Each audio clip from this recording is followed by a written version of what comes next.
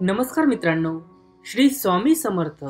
मित्रांनो, समजून घेणे हा सर्वात महत्त्वाचा गुण आहे. त्यामुळे अनेकदा समाधान मिळतं, नाती टिकून राहतात आणि जीवन शांत राहतं.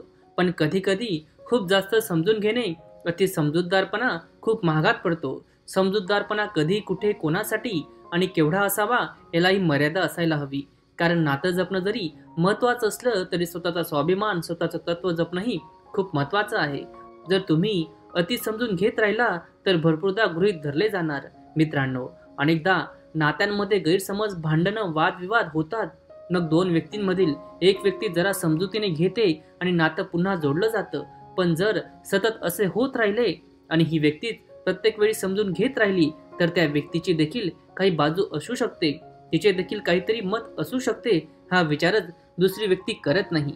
आणि प्रत्येक वेळी जणू समजून घेणारी व्यक्तीच चुकीचे आहे असा देखील त्याचं मत होऊ शकतं. आणि मग सतत समजून घेणाऱ्या व्यक्तीला स्वतःचे असे मत राहत नाही. मित्रांनो, टाळी कधी एका हाताने वाजत नाही.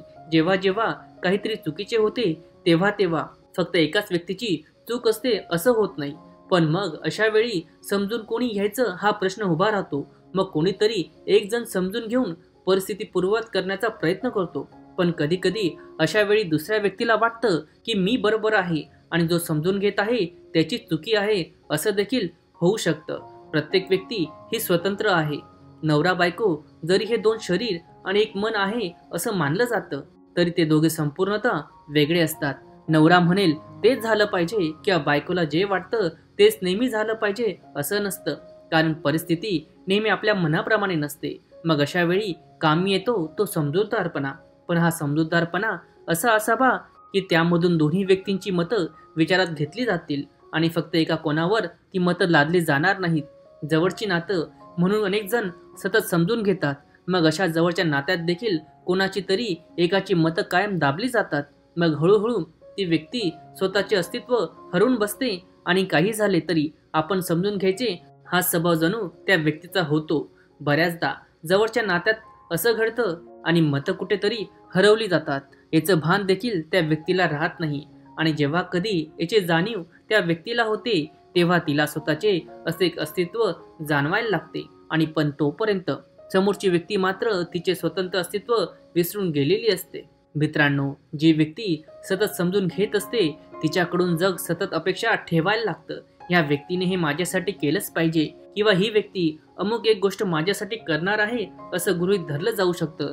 आणि कधी अचानक जर समजून घेणाऱ्या व्यक्तीकडून नकार आला की दुसरी व्यक्ती लगेच तिचा रागराग करू लागते किंवा काही तक्रार करू लागते. मग अशा वेळेस 100 पैकी 99 वेळा त्या व्यक्तीसाठी केलेली गोष्ट ही दुसरी व्यक्ती पार विसरून जाते. मित्रांनो, असं प्रत्येक ठिकाणी घडू शकतं. फक्त कौटुंबिक नात्यातच नाही तर कार्यालयीन जीवनात, सार्वजनिक जीवनात देखील असं सतत घडत असतं. काम वेळेवर पूर्ण व्हावीत, शांतता भंग होऊ नये म्हणून अनेक जण प्रत्येक वेळी समजून घेतात. पण हे कलियुग आहे मित्रांनो. प्रत्येक नात्यात आज प्रॅक्टिकल दृष्टिकोन आलेला आहे. आणि मग अशात कोणी भावनिक राहून सतत समजून घेत असेल तर आज त्या समजूतदारपणाला देखील काही किंमत उरलेली नाही. कोणी जर अति समजूतदारपणा दाखवत असेल तर तो किंवा ती इतकं का समजून घेत आहे यावर देखील लोक शंका घेतात. असंच आहे हे जग, जिथं कोणतीच गोष्ट कायम नाही. जगाच्या या महाजालात टिकायचं असेल तर प्रत्येक व्यक्तीसाठी अस्तित्व जपणं ही आजची गरज आहे. आणि प्रत्येक व्यक्तीने स्वतःचे अस्तित्व कायम टिकून ठेवले पाहिजे. अन्यथा फक्त समजूतदारपणा असून देखील काही उपयोग नाही. म्हणून मित्रांनो, प्रत्येक व्यक्तीने आज कणखर बनले पाहिजे. समजूतदारपणा जेवढा गरजेचा आहे तेवढाच असावा.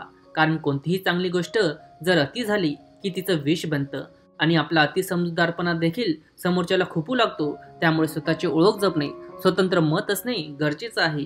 प्रत्येक व्यक्ती ही एकमेव असते. निसर्गाने प्रत्येकामध्ये काही ना काही वेगळं असं बनवलं आहे आणि ती वेगळी गोष्ट ओळखून अस्तित्व जपणं आवश्यक आहे. तर चला तर मित्रांनो, इतरांना समजून घेता घेता जर स्वतःला समजून घेऊयात, कारण प्रत्येक व्यक्ती खूप मौल्यवान आहे. मित्रांनो, हा व्हिडिओ मी इथेच थांबवतो. भेटूया पुढच्या व्हिडिओमध्ये. आणि जाण्याआधी मी परत एकदा सांगेल, आपल्या देवाच्या आशीर्वादाने, आपल्या परिवारासोबत आणि आपल्या मेहनतीने असं करून दाखवा की जगाला वाटेल करावं तुमच्यासारखं. धन्यवाद. जय जय राम कृष्ण हरी. श्री स्वामी समर्थ.